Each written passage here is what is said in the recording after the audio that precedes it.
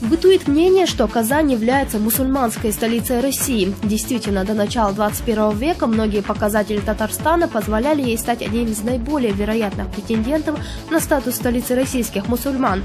В принципе, так оно и есть. Однако события последних лет показывают, что в этом вопросе столица Татарстана наступает на пятки, и у нее есть довольно серьезные конкуренты. В этом вопросе мы рассмотрим вовсе не Москву, Уфу или Нижний Новгород, которые, к слову, тоже претендуют на товарный знак исламской столицы России, а присмотримся к главному городу Чеченской Республики Грозному. На данный момент в Татарстане проживает 2 миллиона татарского населения. С учетом других мусульманских народов в Татарстане насчитывается более 2 миллионов этнических мусульман. Аргумент, конечно, весомый, но не самый главный. Далее, осознавая, что Казани дышит в спину власти Татарстана, в последнее время прилагает довольно серьезные усилия в желании сохранить роль Казани в исламской составляющей в Российской Федерации. К примеру, только за последние несколько лет в Казани прошли такие крупные мероприятия, как Международный фестиваль мусульманского кино, совместная выставка Лувра и Эрмитажа «Исламское искусство от Китая до Европы», Международная инвестиционная конференция Исламского банка развития и Международная конференция Академии наук исламского мира. Однако при всей серьезности этих заявок, активизировавшейся в последние годы столицы Чеченской Республики в связи с открытием новой мечети сердца Чечни, созданием нового исламского университета и ряду проведенных мероприятий международного уровня по исламской тематике, убедительно демонстрирует, что Грозный также стал претендовать на лидирующие позиции в этой сфере. В этом утверждении показательны, кстати, последние предложения президента Чеченской Республики Рамзана Кадырова по учреждению в России должности единого муфтия и инициирование вопроса введения в России института многоженства. Не менее убедительны в этом плане особая роль официального Грозного в развитии отношений с исламским миром ближнего и дальнего зарубежья. При этом отметим, утверждение Грозного как альтернативного исламского центра страны может не только привлечь сюда туристов и исследователей из-за рубежа, но этот статус может сделать официальной Грозной той платформой, на основе которой Россия сможет налаживать свои отношения с арабскими и другими мусульманскими странами. Собственно, это уже происходит. Рассмотрим всего лишь несколько эпизодов деятельности официального Грозного в развитии отношений с исламским миром. Во второй половине августа 2008 года Рамзан Кадыров совершает подряд несколько визитов на Ближний Восток, в Саудовскую Аравию и в Иорданию. При этом делается всего лишь один краткий перерыв, да и то лишь для того, чтобы провести миротворческий съезд в Гудермесе, опять-таки под лозунгом «Ислам, религия мира и созидания». Сам конгресс в Гудермесе собрал практически всех известных деятелей исламского мира.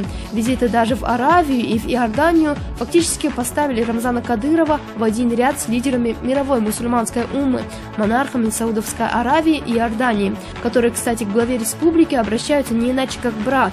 Отметим, оба монарха удостоили президента Чеченской Республики личной встречи в Мекке. Кадыров становится даже первым из россиян, который допускается к почетному ритуалу омовения Каабы. Эти и другие контакты главы Чеченской Республики с арабским миром являются знаковыми и говорят о многом. К примеру, все тот же приезд в нашу республику лидера Палестины Махмуда Аббаса. Тем не менее, отметим, что в ходе многочисленных визитов Рамзана Кадырова в страны Ближнего Востока и встреч с влиятельными лицами исламского мира становится задача не только некоего мостика от России к ближневосточной политике, но и задачей практического характера. Так, одной из задач визитов Кадырова на Ближний Восток, как и исламских форумов в Грозном, является представить мировой мусульманской общественности новой послевоенной республики. Республики, в которой в восстановленный мир идет активное строительство, и никто не преследует мусульман за веру, как это пытались преподнести так называемые лидеры экстремистов. Еще один не менее важный момент. Не секрет, что вооруженное сопротивление с начала второй чеченской кампании стало менее сепаратистским и более якобы религиозным. Так, свои диверсии и атаки члены НВФ в ходе второй кампании объединяют ничем иным, как частью глобального джихада.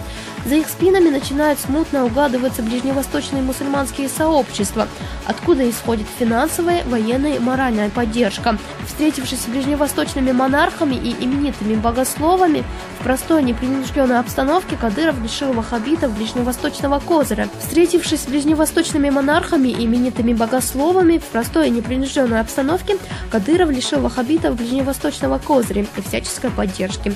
Именно после этих встреч Рамзан Кадыров признается ближневосточным миром лидером мусульман не только юга России, но и страны в целом. слову, успехи в развитии исламского диалога, в налаживании мира на чеченской земле были закреплены на встрече с представителями чеченской диаспоры в Иордании, в ходе которой Кадыров обещал всеобщую амнистию всем, чьи руки не обогрены кровью, но по тем или иным причинам вынужден скитаться за пределами родины. Эти и другие шаги молодого чеченского руководителя позволили ему в кратчайшие сроки закрепиться на внешнеполитической арене и утвердиться в исламском мире.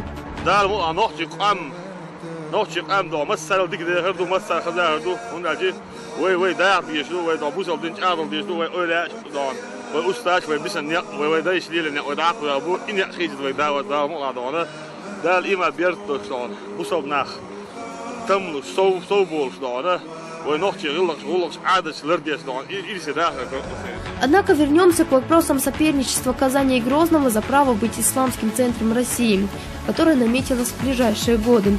В этой связи следует отметить, что Грозный фактически уже стал исламским центром ЮФО в целом. Об этом бесспорном факте говорит как непререкаемый авторитет официального Грозного в северокавказских республиках, так и постоянные консультации руководителей духовных управлений Юга России в Грозном и, самое главное, создание координационного центра мусульман Южно-федерального округа. Необходимо отметить и неплохую организацию развития в республике исламской медиасферы. Так, если Татарстан только задумывается о необходимости ее организации, то в Чеченской республике уже функционирует исламская типография, звукозаписывающая студия, запущена студия анимационных и документальных фильмов, проповедующих ислам, и не за горами собственная киностудия исламской ориентации.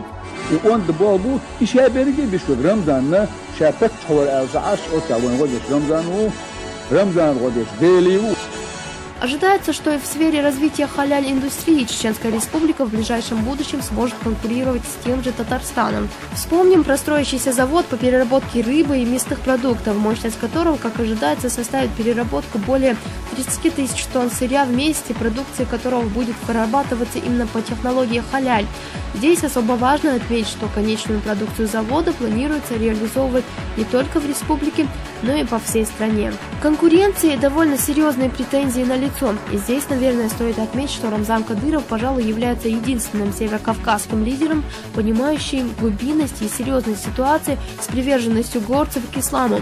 Именно с этим связана его политика по якобы частичной исламизации жизни в Чеченской республике, непреклонная борьба Кадырова с игровыми автоматами, настойчивые просьбы к женской части населения покрыть голову платками, к мужскому оставить курение и алкоголь, отстаивание многоженства, удаление клубнички с экранов и многое другое.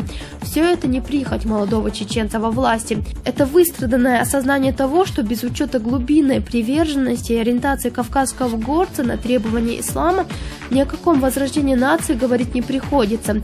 В прессе Кадыров как-то признался, что ислам в своем истинном виде практически ничем не противоречит российскому законодательству, и его законы даже намного строже, чем статьи Российского уголовного кодекса.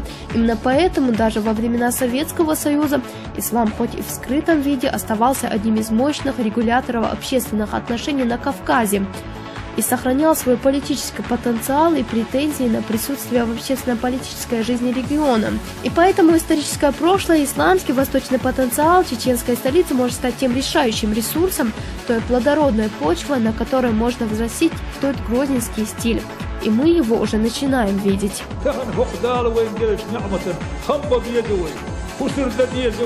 Таким образом, Грозный вполне имеет все объективные предпосылки для того, чтобы в ближайшем будущем стать мусульманским центром России и составить конкуренцию Татарстану. Это не просто честь, но и большая ответственность.